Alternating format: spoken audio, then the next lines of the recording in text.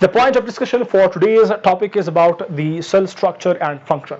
What is actually the structure and the function of the cell? Well, before starting the discussion, I would love to tell you people about I would love to remind you, because you have been through the definition of the cell. That is, cell is actually the unit of life, the basic unit of life. Okay, this is the simple definition. And remember, don't forget about Robert Hooke regarding the cell, and what else you know about the Robert Hooke, please comment that in the comment box. Well, coming towards our own discussion of today's topic, that is structure and function. Here we'll tell you people about the structure, then we'll tell you people about the functions of the cell. Well, regarding the structure, it is believed that the cell is actually covering with having a cover of a membrane.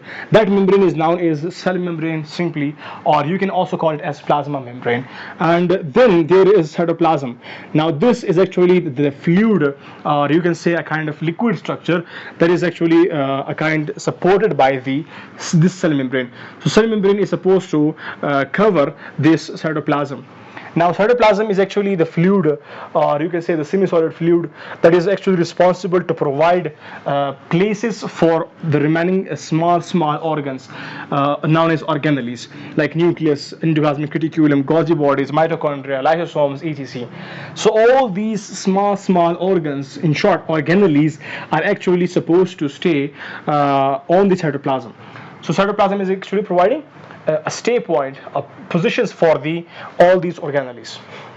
Well, then we have another important, that is actually the nucleus. This is organelle, a small organ. Nucleus.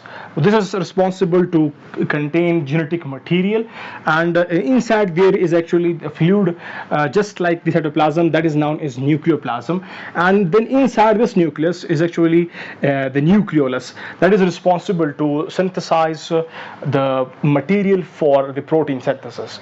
So actually it provides material for the components for the protein synthesis. So well, components are actually provided by the nucleolus. Nucleus contains genetic material, and remember interesting point, that is the cell that does not contain nucleus is RBC. And what else you know about RBC, write that in the comment box. Well, nucleus is almost in the center, okay, almost. Not in the center, exact center, but it is actually a kind, you can say, in the center of the cell. Well, then we have this kind of structure. This is known as endoplasmic reticulum. And this is further divided into two parts.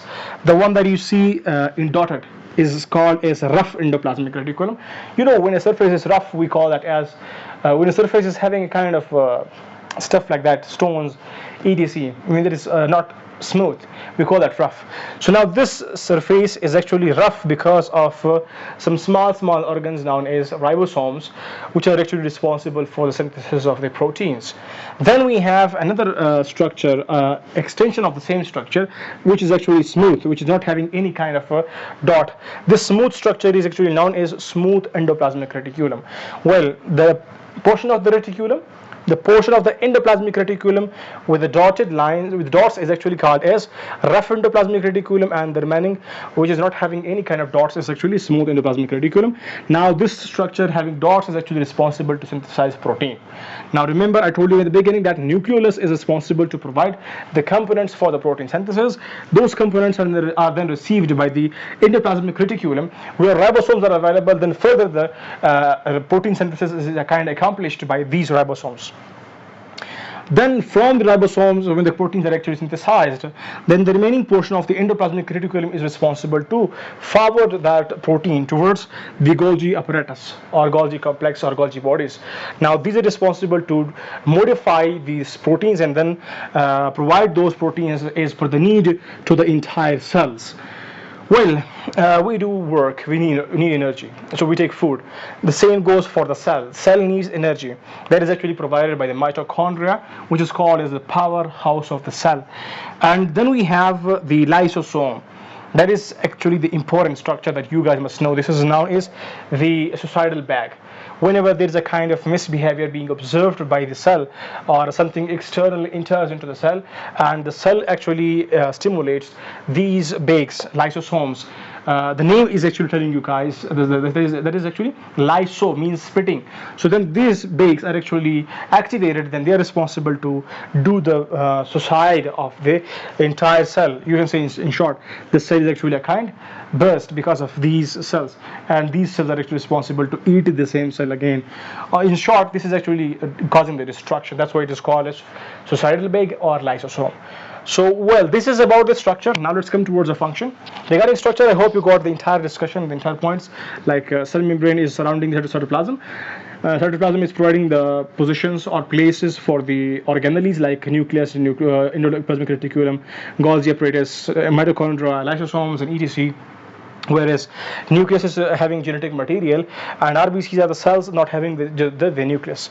Then we have the nucleus, where the proteins are actually being provided with the material. In short, you can say protein components are actually synthesized by the nucleus. Those protein components are then forwarded towards the rough endoplasmic reticulum, where ribosomes are responsible to accomplish the protein synthesis. In short, the protein synthesis is kind of done.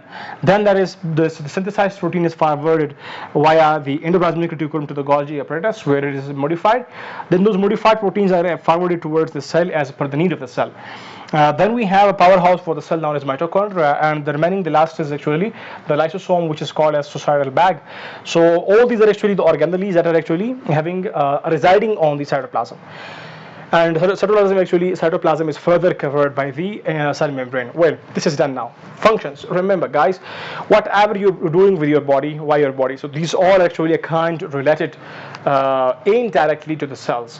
Well, two important things that you guys must remember is, guys, two important functions. Number one, that is growth. Number two is reproduction.